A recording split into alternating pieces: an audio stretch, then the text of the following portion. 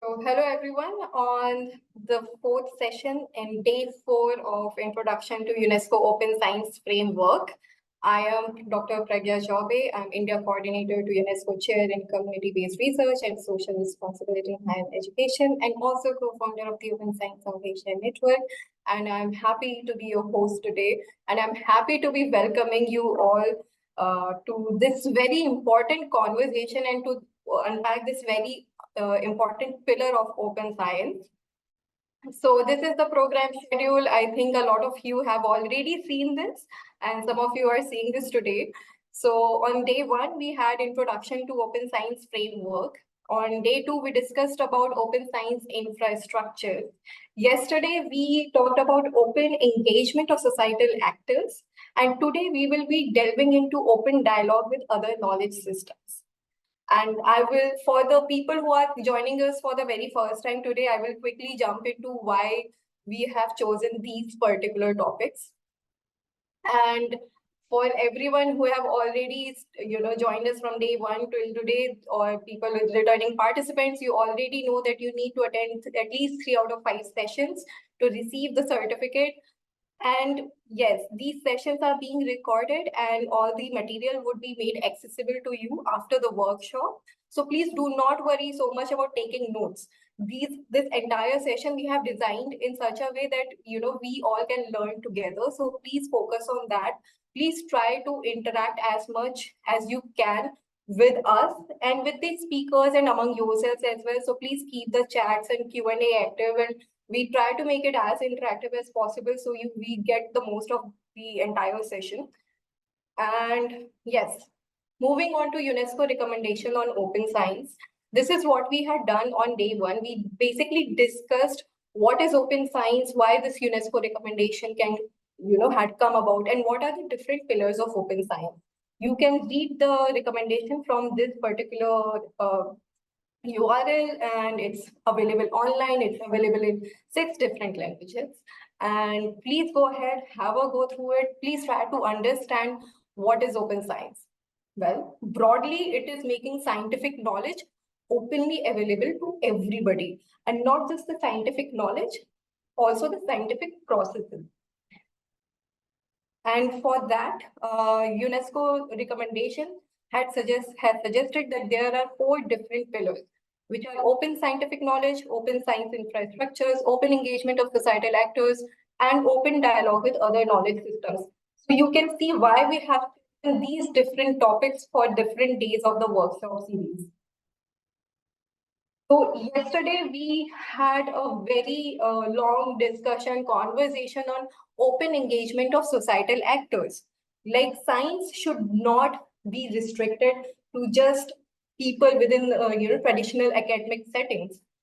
It is a public good and it should be open to everybody, and all the stakeholders should have a voice. And we have 2 very fabulous speakers who talked about ways to go about it, who talked about citizen science and how we can actually engage with people, other societal actors through such methods. And it is very important because it increases scientific cycle, it increases knowledge, overall knowledge for everyone, and trust in the scientific institutions. But more than that, it's also a thing that we need when we are actually looking for some, science is about finding solutions. So when we see a problem, we should actually be going out to those people and try to find, like, okay, if we can go find a solution to a certain problem. So it is also about engaging with those communities. But when we were discussing about open engagement of societal actors, we were only focusing on a certain kind of methods which involved or which assume that there is only one singular kind of knowledge system. But the fact is, UNESCO recommendation on open science recognizes that there are different knowledge systems. So today we are going to be delving into what are these different kind of knowledge systems, what is knowledge democracy, and how we can engage with different knowledge. This is UNESCO recommendation says it recognizes diverse and epistemologies, and it talks about indigenous knowledge systems and traditional knowledge systems as well. And today we have two very fabulous and very experienced and very senior speakers who are going to help us, understand this entire pillar and help us unpack what goes into this. And I'm going to be inviting them shortly. But before that, before we delve into that, I would like you all to take a pre-session assessment poll, and I request everyone to participate. I'm going to give everyone, each one of you, like 1 minute, please participate. It actually helps us align ourselves and it helps us see, it helps us align the entire session. So please participate. Okay, we already have, yes.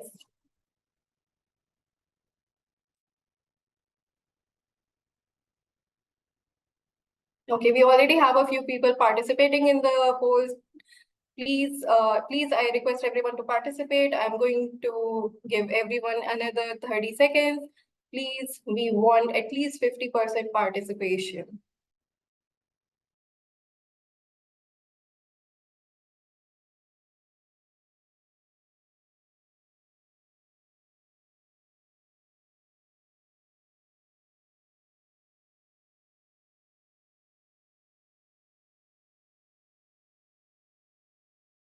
While we are doing this poll, I would actually also take this opportunity to quickly introduce our first speaker. Our first speaker is going to be Dr. Rajesh Tandon. He is a globally recognized leader and practitioner in participatory research and development. He serves as the founder, president of Participatory Research in Asia, which is a renowned global center for participatory research and training. In addition, he is the co-chair of the UNESCO Chair in Community-Based Research and Social Responsibility in Higher Education since 2012. And this UNESCO chair aligns with UNESCO's mission to foster knowledge societies globally. So I have a lot of things to say for Dr. Tandon because he wears so many different hats. But sir, I think I will actually just stop here. And I mean, if I know I have missed a lot of things and I've done it on purpose because I want to give more time to you to further conversation. Would you like, so sir, we have about 60% people who have participated in the poll. Would you like to see the results before we proceed? Great. So I'm sharing the results. So the first question was, how familiar are you with the concept of transdisciplinarity?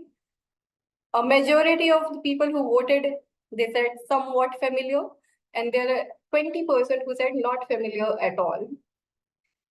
I had asked, according to you, where is knowledge created? The options were in a laboratory, at a university or research organization, in a kitchen, and last option was all of the above. And overwhelming 71% of our voters have said all of the above. And 0% said in a kitchen, and 27% said at a university or research organization. Then the next question was, do you think it is important for scientists to engage with different knowledge systems? Well, everybody said yes. So the next question was, do you believe indigenous, local, or traditional knowledge systems are less sound compared to Western modern systems? 36% said yes, 45% said no, and 19% are on the fence. Then we had asked, how familiar are you with contributions of indigenous, local, or traditional knowledge to modern scientific innovations? And an overwhelming 71% have said somewhat familiar. Then we had asked, have you previously engaged in any form of research where different knowledge systems were integrated? And 55% have said yes, while 45% have said no. So, sir, this is the result. This is the audience. We are dealing with a very informed, very active audience we have.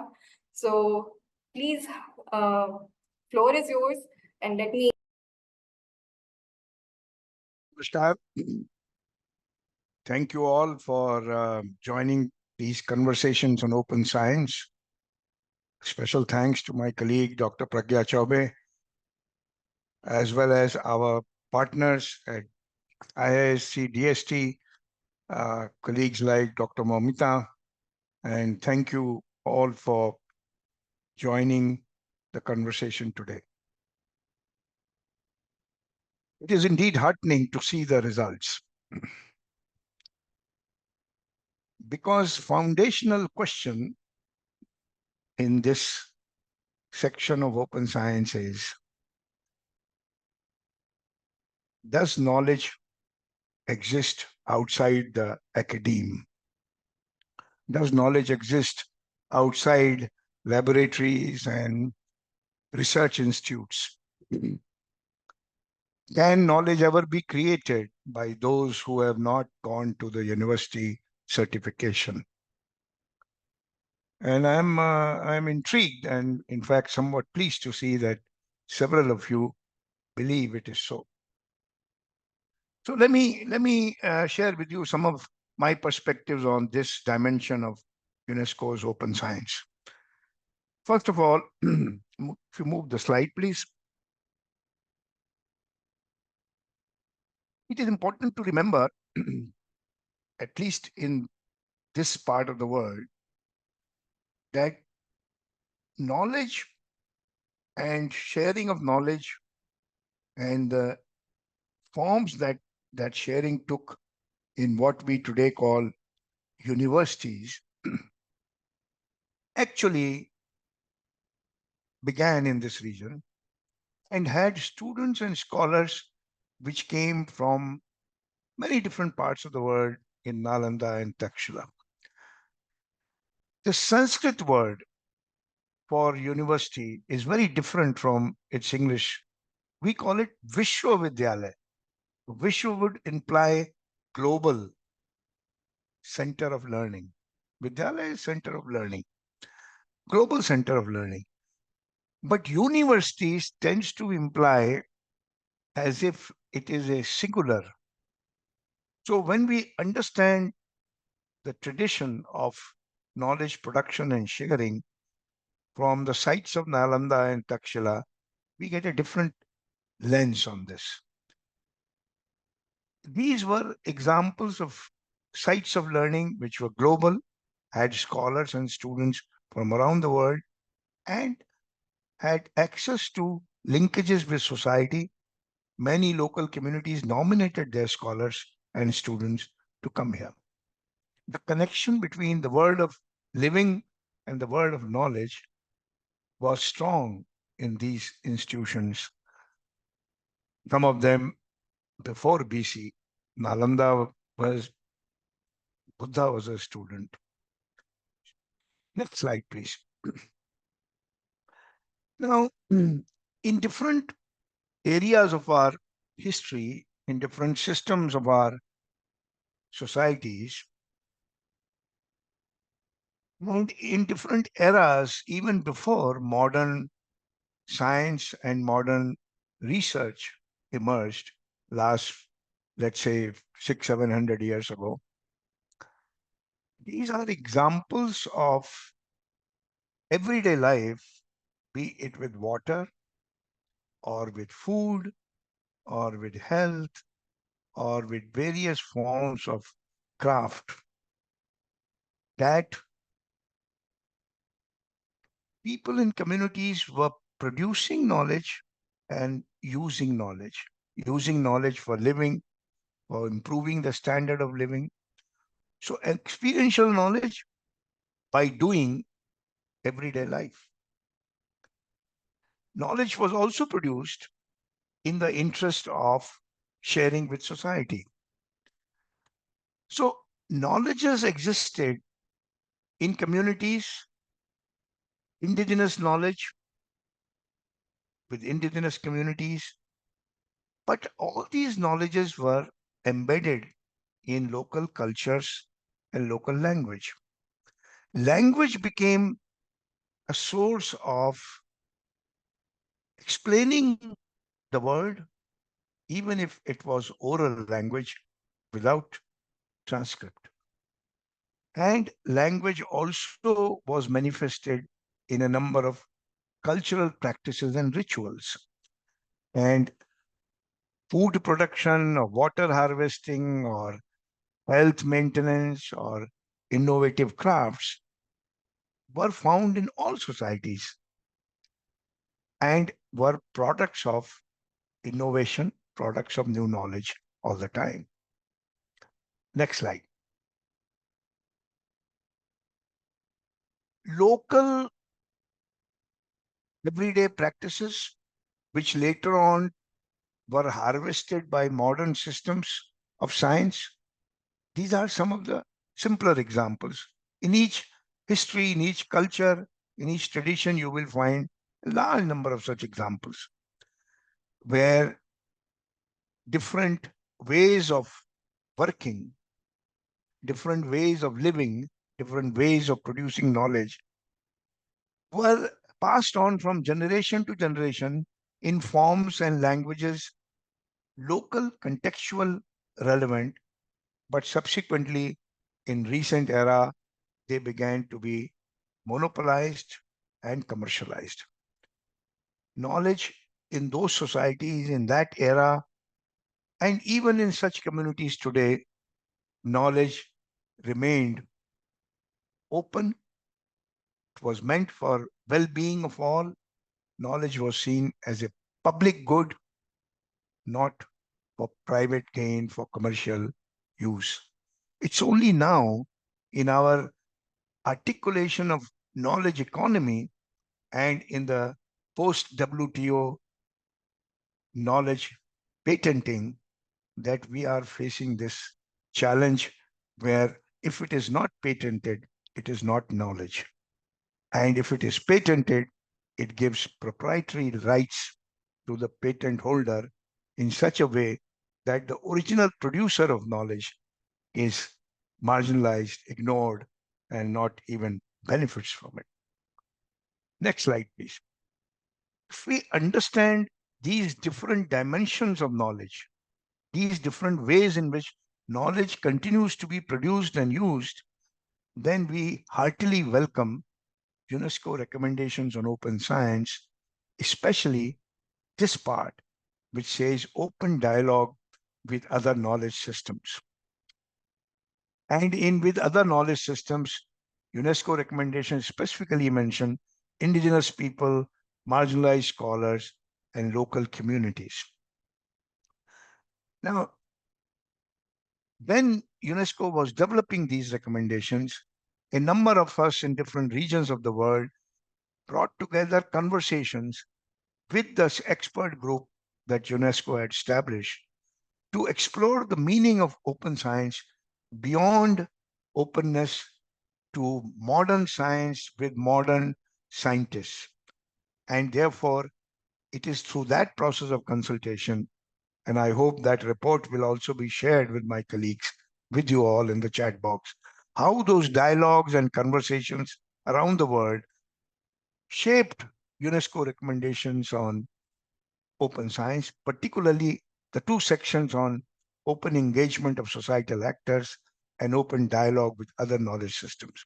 You may also remember that these recommendations were getting formulated and finalized during the COVID era. They were released and approved in November 2021, and therefore the COVID experience also had considerable influence on the way these recommendations were formulated and then universally endorsed. Next slide, please. So, why knowledge of marginalized communities, indigenous communities is relevant? Many of us seem to believe that the way knowledge is produced is the only way that has come to be known as the Western canon of knowledge production in the last 500-600 years, mostly associated with Industrial Revolution. But historically, all societies and all cultures have produced new knowledge in order to continue to build their own communities, improve their standards of living. A wide range of innovations historically have happened in all cultures, and our museums are sometimes the repository of those innovations. But in many societies, the colonial experience was associated with what has come to be called knowledge epistemicide.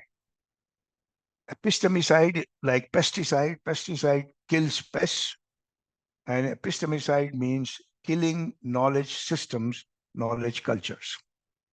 You may remember that in Middle Ages in Europe, witchcraft was being seen as an activity by women, and many women were killed and outcast because women's knowledge and women's ways of knowing were challenging the established scientific knowledge order. Colonial rules in Africa and Asia, when Columbus and the folks of that variety went to Central America and Latin America, the first thing they did was to destroy the knowledge system which the Incas and the Mayas had produced. And their recording of that knowledge was in stones and in types of monographs which did not have a modern language there. By destroying those stones, those carvings, those various manifestations in which knowledge was stored, by destroying spiritual links to those knowledge systems, Spaniards and other Europeans were able to establish a control over those societies. And the simple way that you do though is by saying these are the natives, these are the illiterates, these are the people living in dark ages, and we bring modern knowledge, we bring modern science, and therefore we are superior, and therefore you are inferior. And then, of course, you make them slaves and take them from Africa to the New World in order to improve your own trade and economic realities. It has now become clear that many universities in UK and Europe of that era financed slave trade, sent scientists and lab technicians in those ships in order to extract human and plant samples which were brought back to UK and other European centers to produce new knowledge. The knowledge that led to various innovations, particularly in the field of medicine and healthcare. So, a question that UNESCO recommendation on open science poses for us is how do we work to acknowledge, first of all, that different knowledge systems exist? They have their own legitimacy, validity, their way of establishing their own relevance. And how do we become a society of knowledge democracy which decolonizes knowledge culture from a monoculture as currently practiced minimally in 3 or 4 European languages only. So there is a problem of knowledge, culture, knowledge system, ways of knowing, and language and rituals associated with that system. Next slide, please. And I know I should quickly wrap it up. So open to excluded knowledges would mean indigenous knowledge systems where you can have all kinds of historical evidence from not only Indian subcontinent, but from around the world. We have examples of organic agriculture, organic system, water harvesting, irrigation in old uh, Iraq and the desert region of India, and Asian harvesting systems in uh, Southeast Asia. These examples continue to be practiced, but not seen as relevant or not valued and not promoted. Only when water crisis hits everybody, starting from Bangalore to around the world, that we pay attention to traditional knowledge, indigenous knowledge, local knowledge of water preservation, water storage, and water sharing. So the significant call by UNESCO on openness to excluded knowledges is not necessarily openness to practices, but knowledge cultures, knowledge systems. Last year, next slide, please. Last year, we released a book, earlier this year, in fact, called The Bridging Knowledge Cultures. Open access, free downloadable. The link will be provided here. And for the first time, we examined in 10 different locations around the world with our colleagues and partners how academic knowledge culture is different from local community knowledge culture. Because many of us academics who believe we should co-construct knowledge, we should work with local communities to produce knowledge, still practice knowledge from the academic training that we have received. And we assume that communities look at knowledge likewise. But this book, this research, this analysis has made some significant differences between the two. Some of these are highlighted here. I will particularly mention the one which is about embeddedness. You know, the tradition of academic knowledge seeks distancing, objectivity, controlling nature, etc. The tradition of community knowledge, indigenous knowledge, is far more embedded in spirituality and worldviews. A worldview which connects them to ecology and nature and humanity in a different way, cohabitation as opposed to control. Now, these differences are reflected in the everyday practice of communities when they produce new knowledge, when they share new knowledge, and they use that in their own way. The book also highlights how validation process is somewhat different, not based on competitive professionalism, but on a process of consensus and cooperation and the relevance of new knowledge to improving local realities, local practices. Let me close this with some closing comments. The next slide, because I have already moved. You can move on. These things people can read. And this is particularly in relation to your response to transdisciplinarity. I would like all of you to get a chance to read this paper. It has been issued by Center for Science Futures of the International Science Council. And the paper has been written by two natural scientists, scholars, well respected in the field of physics and chemistry and mathematics. And they have written this paper in a very thoughtful and provocative manner. The paper describes transdisciplinarity as a way of moving beyond the disciplines, but bringing community knowledge and public engagement at the core of it.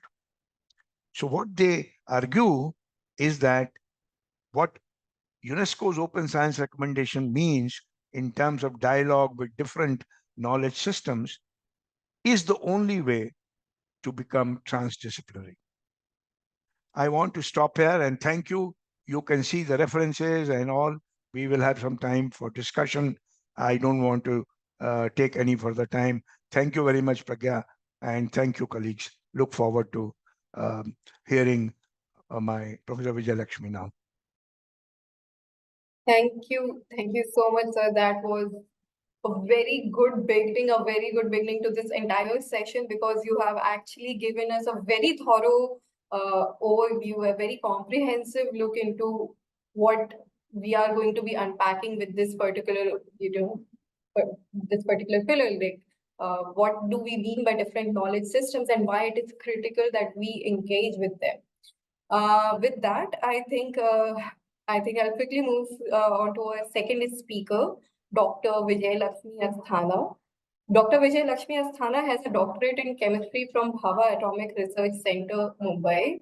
And after a short stint in teaching, she embarked on a career in the field of intellectual property rights. She has worked as examiner of patents in the Indian Patent Office and later joined CSIR as a scientist. He has been editor of Journal of Intellectual Property Rights, a peer-reviewed journal devoted to publishing quality articles on all aspects of intellectual property rights. And he has experience of over 20 years in the field of IPR and traditional knowledge. Currently, she is principal scientist in the CSIR Traditional Knowledge Digital Library Unit, where she leads projects of national importance relating to digitization of Indian systems of medicine, including Ayurveda, Unani, Siddha, and Soha Rigpa, as well as yoga practices. And with this, I think I will invite Dr. Asthana. Please, Dr. Asthana, the floor is yours. And for the audience, I know some people had raised hands when Dr. Tandon was speaking. Please put your questions in the chat box or the Q&A box. We will try to address them through the session, or we will take them up towards the end. And Dr. Asthana, please take away. Thank you, Pragya. Thank you so much for your kind introduction. And I thank the organizers for the opportunity given to me to speak about the work that we do here in CSIR Traditional Knowledge Digital Library Unit. So actually, Dr. Tandon made my life very easy. He spoke about a lot of things and gave a very fine introduction to the things that I would speak about right now. So I will not waste too much time. I'll share my presentation. Okay.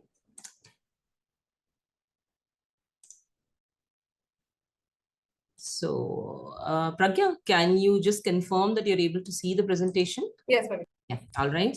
And are the slides moving? Yes, ma'am. Yeah, sure.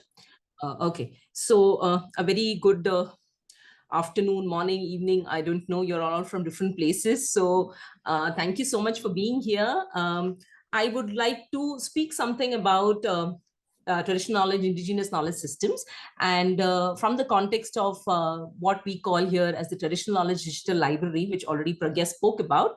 And through our experience, I would like to talk to you about, how the modern systems and traditional systems can meet somewhere in between, and what is the effort that is being taken here so that we can, bridge some gaps, so to speak. So I would not go into many of the details. Here, when I'm talking about traditional knowledge, I understand that across the countries, you would be calling this differently, maybe indigenous knowledge systems, traditional knowledge systems. In India, we could also call it as, tribal knowledge, oral knowledge. So there are various ways and it is called, but the thing is that what we include in this kind of information or the knowledge systems, I would like to just define what we are talking about here. That is basically any knowledge that has been transferred from generation to generation within a community, and it forming a part of the spiritual and cultural identity. That is how WIPO defines it, although there is no accepted definition for traditional knowledge. But I would like to speak about the indigenous knowledge system and the traditional knowledge system within these confines. Okay. So it can include a lot of things, both codified knowledge, where we talk about knowledge which has already been fixed in some form, like in text or in any other format, like even the old palm leaf manuscripts or, stone encryptions and so on. And also oral knowledge, which, is present in communities and may or may not be actually fixed in any form. And this could be many kinds of knowledge, including intangible cultural heritage, practices, traditions, which local communities and indigenous people follow. Okay. So I would be speaking from the context of India. So when we're talking about India, a lot of information when we talk about indigenous systems are codified. Codified in the sense that much of it is already been fixed in some form, especially we have old manuscripts in which this information is already written. And you may not find copies or publications of this, but they're all in some single palm leaf manuscript form, which may be lying in some museums and things like that. And one very important thing that we need to understand when we talk about even codified traditional knowledge or indigenous knowledge is the language. India is a country of great many languages, and also the way it is written and the dialects and the spoken languages also many. And over a period of time, that is over centuries, even these languages have undergone evolution. So the same language that we probably understand in the modern context would not be the same which has been written centuries ago. So given all these complexities, we must understand that much of this manuscript information may not be understood, or even, nobody will be able to read it in the current context, even Indians, I mean. Also, when you talk about oral knowledge, the tribal population in India is quite large. This tribal population has a large amount of indigenous knowledge, okay, related to the various aspects which even Dr. Tandon mentioned. So such knowledge may be available in the general context, in the public domain, as open in the open form, or may not be available in such open form. Okay, so coming to the kind of work that we do. Primarily, this was also touched upon by Dr. Tandon, that what happens when such information, while we understand traditional knowledge in the traditional context used to be open knowledge for the benefit of public and for all. But later on, given the Western culture of intellectual property rights, this started getting protected or misappropriated, due to which this problem of biopiracy and so many other things came into picture, wherein we realized that by just having these in our various texts in various languages, was not going across to the various international communities that such knowledge is already known and available in India. So basically, to bridge this gap, we created what is called as the Traditional Knowledge Digital Library. Currently, this contains information on Indian systems of medicine, Ayurveda. These are all healthcare systems, and very regional kind of systems. For instance, they're practiced in various parts of India. Like the Siddha system that I'm talking about is practiced in the southern part of India.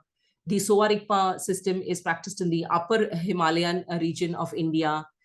So all these systems, they're all basically holistic systems of healthcare. They do not conform to the Western allopathic system of medicine, but they have very, very detailed information on how a person is to be treated in a holistic manner. And of course, this is an individualistic science in the sense it will treat a patient as a single person, not like if you have fever, that is, you give a paracetamol and it gets treated. No, that's not the way Ayurveda or Unani would treat. It would first understand the constitution of the person and then treat the person accordingly. Okay, so these are the kind of things that are there in the text. And what we have been attempting to do is convert this information into some form and language that is understood across, the modern practitioners of medicine or modern scientists or people who have studied science in the current Western or modern way of teaching. So primarily, as I told you, the idea was to stop misappropriation and biopiracy.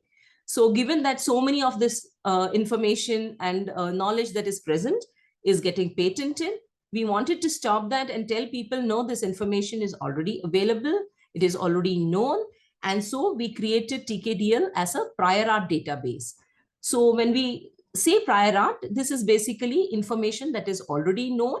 And what we do is share all this information with patent examiners worldwide in many patent offices, so that they understand that this information is already available and known, and do not grant patents and thus monopolize that information such that even the knowledge holder is marginalized, as Dr. Tandon already mentioned. Okay. So where we start, since the time is short, I would move quickly. But if you want to stop me anywhere in between, I request that you do so. and we can go in for any discussion if you want to have it even in between. Okay, you're welcome to do so. So we start with what we have in the text, convert it into some format. That format is basically a structured format. It's a searchable format. And unlike the text that we have, and in a language that would be understood by all. So we have it in 5 international languages: English, Spanish, French, German, and Japanese. So we also give the original information that is present in the text, as well as convert it into modern parlance. I will show you what is the value addition in the database. I'm explaining all these things is because we are talking about traditional knowledge in a traditional sense. And primarily, when we talk about traditional knowledge, it is not ancient knowledge in the sense that it is static. Knowledge continues to get evolved, okay? So, and it is still practical and applicable as on date. So we have these Ayush systems. When I say Ayush systems, it means the Indian systems of medicine that includes Ayurveda, Unani, Siddha, homeopathy, and yoga. So what we have done is we have created this whole system through something called as, a codified manner. And there we have converted all this information that is present in our original text in the original language to various, modern terminologies. So when you look through our database, you would be able to see what is the Ayurveda description, what is the Unani description, what is the common name, what is the botanical name. So you can correlate the data, and a modern practitioner will be able to understand what is written in the original text. Similarly, since this is a healthcare a database, so we have both disease names and plant names. Most of the systems that I'm talking about here are based on herbs, animal origin products, or mineral products. Okay, so the ingredients could be any of these, and a mixture of the above. The TKDL contains more than almost 0.5 million formulations. They are from various health systems. And when we talk about sharing this information with patent offices, through presenting the evidence to these various patent offices, we have been able to prevent, grant or get amended about 340 patent applications from various patent offices. Okay, but this is a separate process that we do through the system that we have in place in CSIR TKDL unit. So there are 2 aspects to traditional knowledge that I mentioned. One is the codified, which I mentioned, what we are doing in TKDL. They are all from various texts, that is codified fixed knowledge. But we also have intellectual property, people's knowledge, which is present in communities, within people, with certain families, and so on and so forth. Okay, so how does this knowledge get protected? Because this may or may not be fixed and may or may not be available to people, and yet be getting misappropriated. Or, we also think in terms of knowledge for the betterment, for future use, or, using that information and getting to do something with modern science and do something like integrative experimentation that has been going on recently. Okay. But we have noticed certain things while working through with traditional knowledge. We've noticed that a lot of the times, especially oral traditional knowledge, it often happens that the knowledge holders, basically the ones who actually have the information, by sharing this information with people, maybe unknowingly, it often continues that the knowledge gets misappropriated. And also, all these knowledge is closely associated with their livelihoods. So once this kind of misappropriation happens, this jeopardizes the rights of the knowledge holders, as well as it deprives them of their future livelihood. Okay, so we will have to remember that while handling traditional knowledge for future, or for research, or for even when it comes into open domain and you use it, there is an ethical way of doing things without affecting the original knowledge holders. Okay, some few pointers I will give for that, and then maybe we can go over to the interaction later. So some of the concerns, this is not only in India, this is basically we have this all over the world. Although a few countries have legislations on protection of traditional knowledge. Most countries don't, and in the international context, there's no such protection. So there is no formal legal framework. There are no SOPs. There is something called prior informed consent, which is spoken of when you collect or disseminate data relating to traditional knowledge, wherein the knowledge holder is clearly explained as to what the knowledge will be put use to, how will he be affected by sharing that knowledge, or what benefits he will gain through sharing that knowledge. All those things have to be informed to him, and that is what I call is generally called as the prior informed consent. There is no such thing. So often such information gets collected, it gets disseminated in a non-structured manner by various people, thereby affecting the original knowledge holders who have this information and who have shared the information. Okay, this may be due to lack of awareness, deliberate, often not deliberate, but that is also a possibility, because when the bigger MNCs or those with commercial interests collect such knowledge, it often leads to exploitation. Okay, so maybe these presentations will be shared with you. So I won't be going through all this for lack of time. Okay, so what I want to present here is that there is a responsible way of documentation and utilization of traditional knowledge, and any researcher or person who wishes to work on such information and knowledge should keep in mind these things and do it in a manner that the knowledge holding community is unaffected. So keep in mind that you will have to have free prior informed consent. Then you have to acknowledge from whom you have taken the information, especially when you publish such information. It would be good to give them co-authorship, partnership, or even when you do research, discuss with the community and then go ahead with your research. And access and benefit sharing. India, for instance, has a law, the Biological Diversity Act, which allows for access and benefit sharing. So in such cases, you may be aware of the legal provisions there and work accordingly. Okay, I put in some key considerations here. Important to note, all such processes should be participatory. You will have to respect the privacy moral rights of the knowledge holders. Do not publish confidential or secret information, because it could lead to some kind of IP in the current context, which could help or benefit the communities. Then capacity building is a very important aspect. And when you are involved in R&D, it would be good to prioritize unaddressed problems of the community. It would be good to understand their traditions and beliefs and avoid any such conflicts, because all traditional knowledge, as we also heard, is all associated with a cultural and spiritual, they have a cultural and spiritual background, and they should not conflict with such things. And when you should make such use such information for further research, you must also share the information with the community. Okay, and follow all the legal procedures that are there, including material transfer agreements, follow all laws and procedures, and importantly, share any benefits, especially when you gain commercially through that information that you've taken from them. Okay, so potential good practices. If you are an institute, you have to create good governance and institutional structures. You could have ethical committees which would look into such documentation, dissemination, R&D, having such knowledge. Then maintain the characteristics and ecosystems. See, conservation is a very important part. While doing R&D, it should not so happen that the natural habitats and ecosystems get destroyed.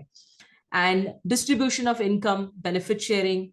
Then we also should keep in mind that whenever research papers related to such knowledge are, shared, they should be including the prior informed consent. I have put some examples from other countries, including the Swiss-based Vadela, where they have voluntarily shared ABS with benefit sharing with their local partners. French aromatics company also has shared 25% benefits with local communities.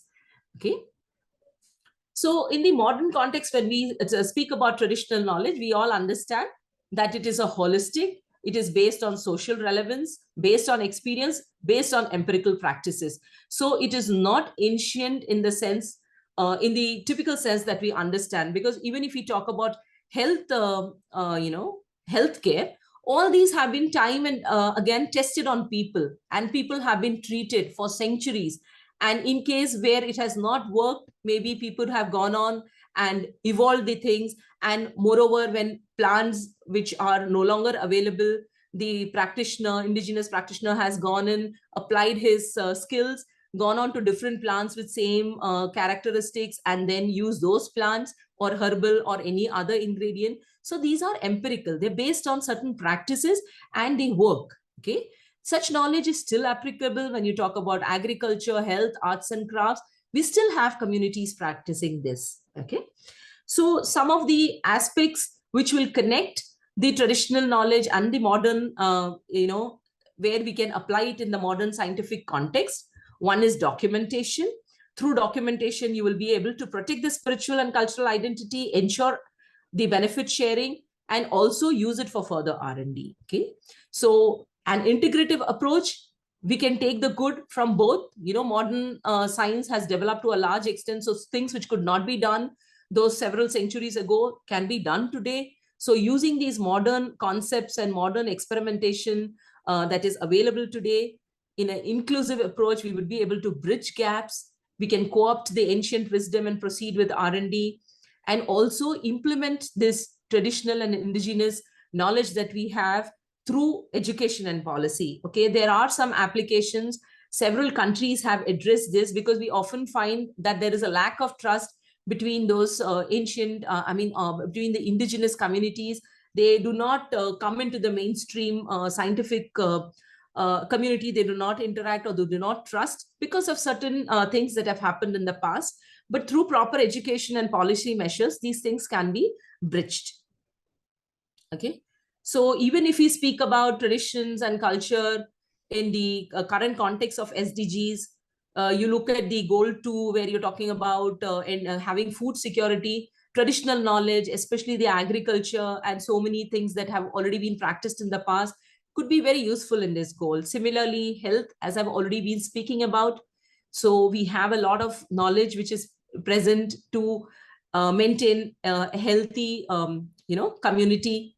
Similarly, for goal 4, where we're talking about education and promoting learning opportunities, again, this would be very important. Keeping all this, the curriculum could be, keep in mind the knowledge systems that are available.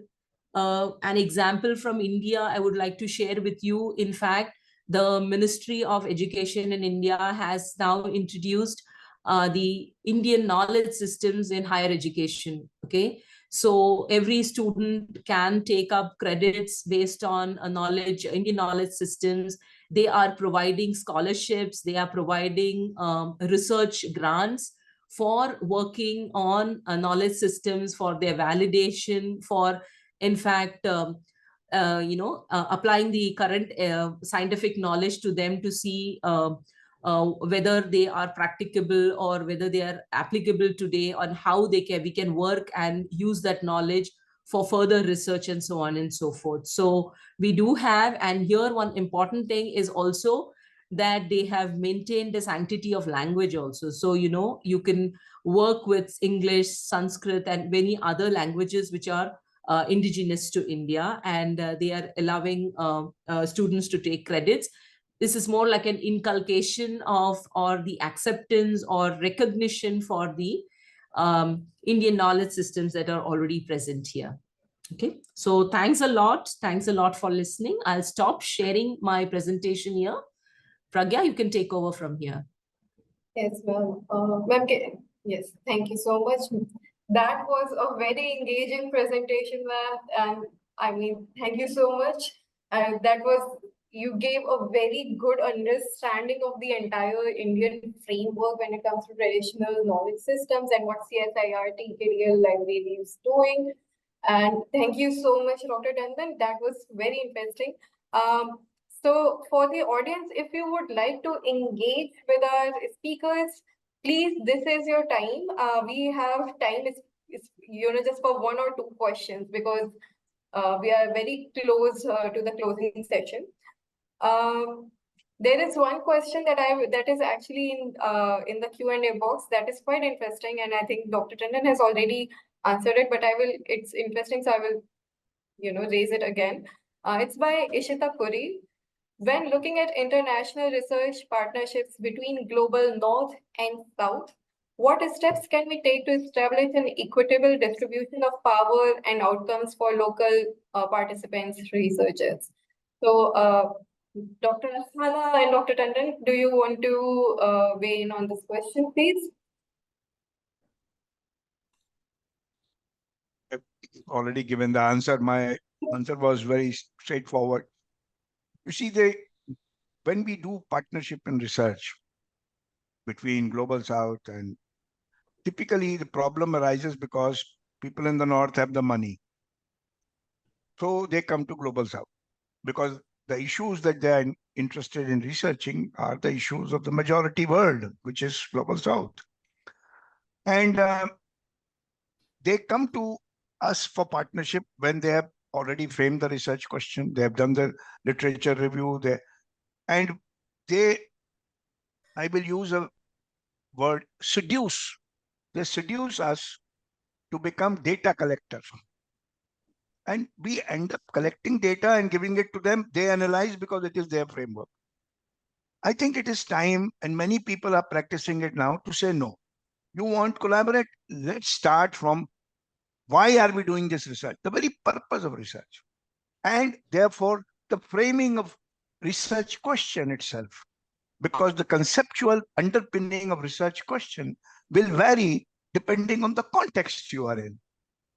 You know, gender equality is not the same in, Scandinavia as it is in Tamil Nadu. We start to frame the research question, co-design methods of data collection analysis, and co-construct the dissemination strategy.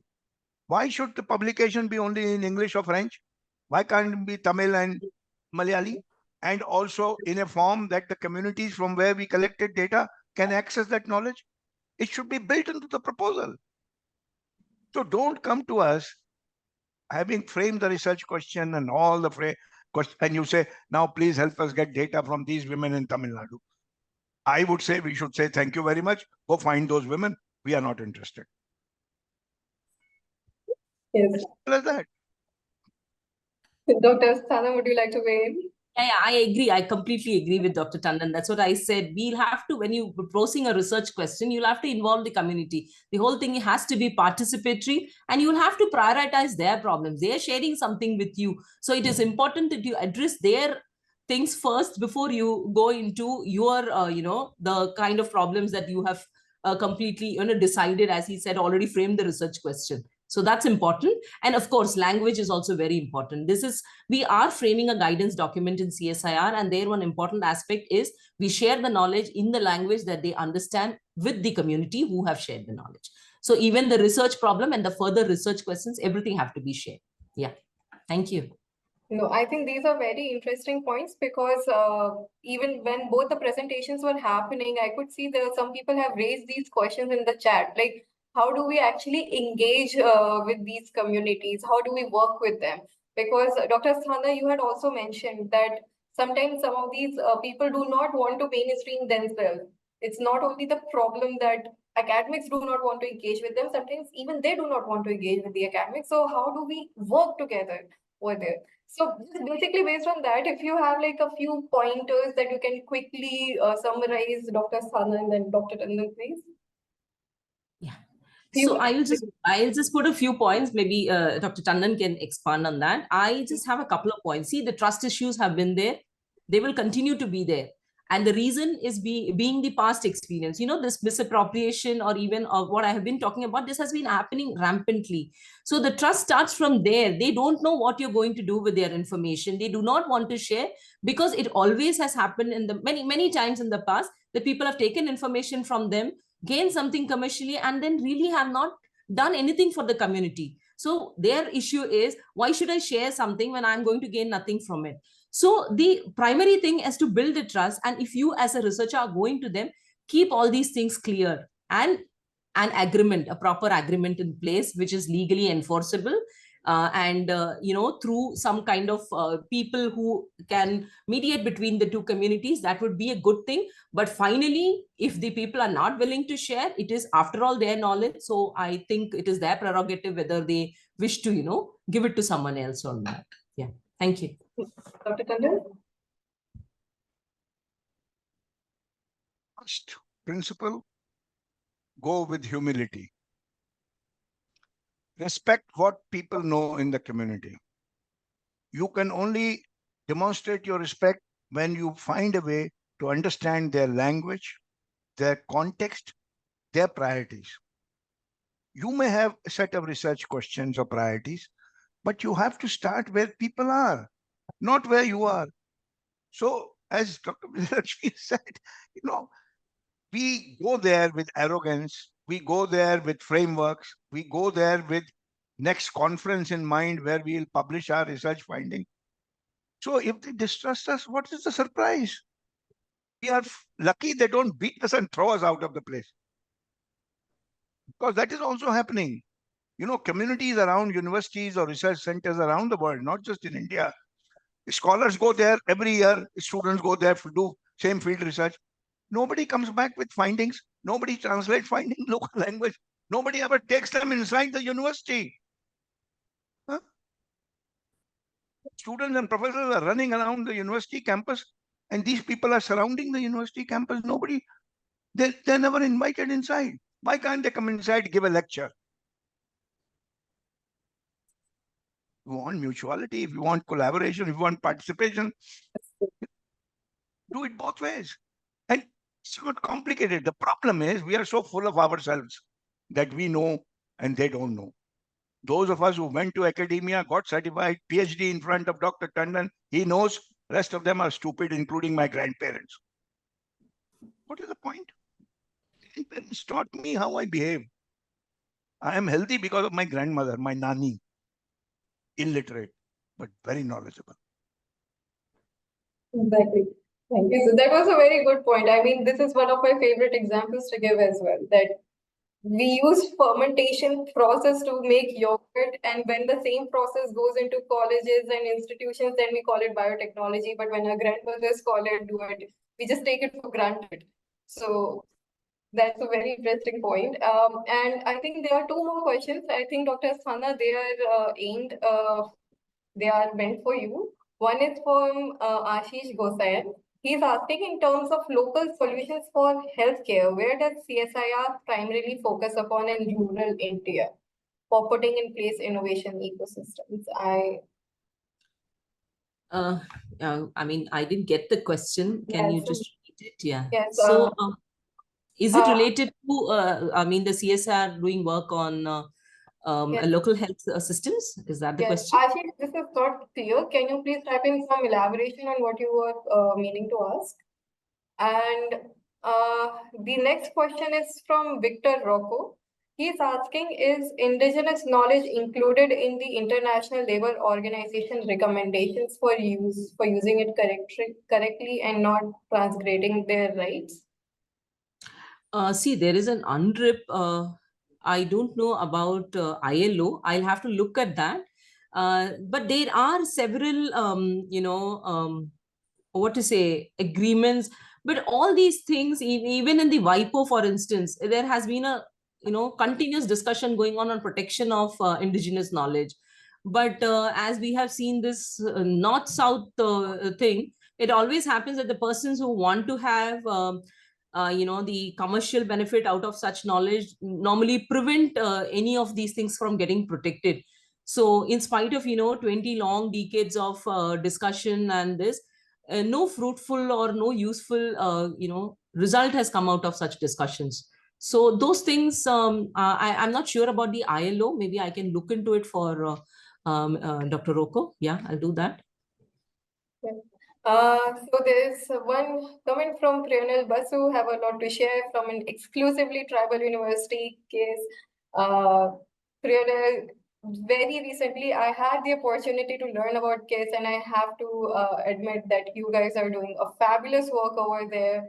Someday we will be discussing about that as well very soon. And I think we are already going overboard with the time. So there is one more question from Ravi Raj, and it's a long question and it requires a very detailed answer. So Ravi, we will be taking your question to the speakers. Later on, we will respond to it later. And I'm sorry, we have to close the session now. But before we close the session, we have more questions coming in now from Manish Kumar as well. We will be addressing all your questions soon, just not today. But I'm launching the day 4 poll, and I would request everyone to please participate. Please do, it will help us a lot. And Vinny, the certificates will be sent to you after the workshop over the email that you have used for registration. And so please make sure that you have used correct name and everything that you want on your certificate for the registration process. Okay, so while we're taking the poll, we can actually just take one more quick question. How participatory research can address SDGs? I mean, Do second webinar. You can't do everything today. Just live with what you've got and your question. Answers will come.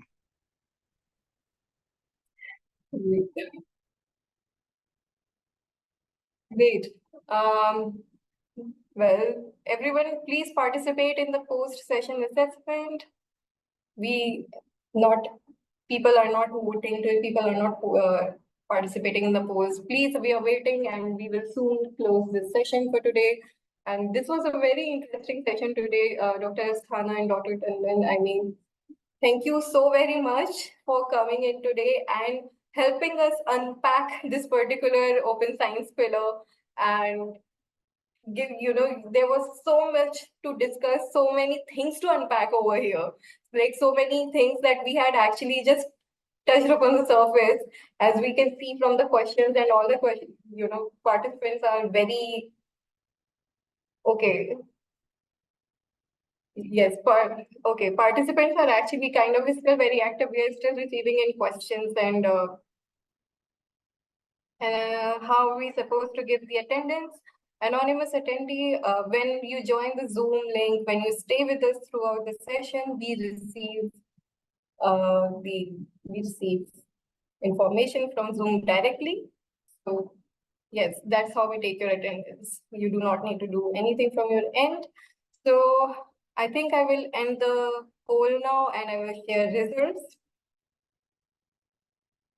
Do you believe that there is knowledge hierarchy among different knowledge systems? And overwhelming 94% have said yes. Knowledge democracy refers to democratization of knowledge production, dissemination, and access. And 78% have said yes. Epistemicide refers to erasure or devaluation of certain forms of knowledge, particularly indigenous knowledge, and 74% have said yes. Do you think indigenous, local, or traditional knowledge systems hold valuable insights that can complement Western modern knowledge system? An overwhelming 85% have said yes. Then we have asked, how likely are you to explore indigenous, local, or traditional knowledge systems in your future studies? Well, 58% of you have said very likely, and I am so very happy to be hearing this. And I'm so glad that all of you have joined us today, and so very much thank you to all the returning participants. So far, I mean, our sessions have been focused a lot about inclusion of different communities and different societal actors within this open science paradigm and research. But tomorrow, or the final session, we will be delving into just making science open for our academic and scientific community. The very first question that we had not touched upon yet, and I know a lot of you are very eager to have a discussion on that. And tomorrow also would be joining us from the Office of Principal Scientific Advisory Office to the Government of India, one of the scientists who will be discussing what is Government of India's stance on open science. And yes, I hope to see all of you tomorrow.